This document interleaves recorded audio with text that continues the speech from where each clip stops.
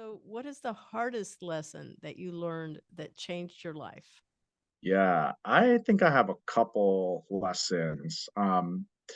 So so I guess the first would be about business. So when I first started, I had money saved up, and I those first few years I spent a lot of pretty much all of like the save actually all of the savings that I had just like figuring out. Like I wasn't it's not like I was like buying anything or like living like any like but there's definitely like my cost of living was a lot lower than it was when I had a job.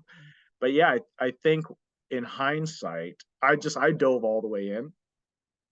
And I think in hindsight that I wish that I had planned, or maybe like I know for some people they can do that, but I feel like for most people, myself included, I think that it was detrimental because I was in a position of like stress in operating from like lack.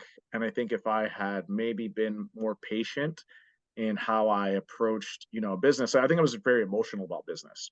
And I understand that there's an intersection between like your passion and making money, right? And you can find that. That being said, I do think that it can take time, and I guess if there's one thing that was really hard for me to deal with, it was kind of building back from like you know working for 5 years, building up a certain amount, your mid to late 20s, and then just kind of seeing it all evaporate right before 30. And I remember at one point I had to come back home. And this was actually right before the pandemic. I came back home. I didn't have any money when I was home for about a year. I live in Atlanta while I was figuring things out. I'm like, that was tough. That was tough on my ego. And Yeah. it's tough on my health. I wasn't in the best of health. I wasn't taking care of myself as well as I could have been. And so I think that that's been definitely starting a business has been one of the by far probably the hardest thing that I have ever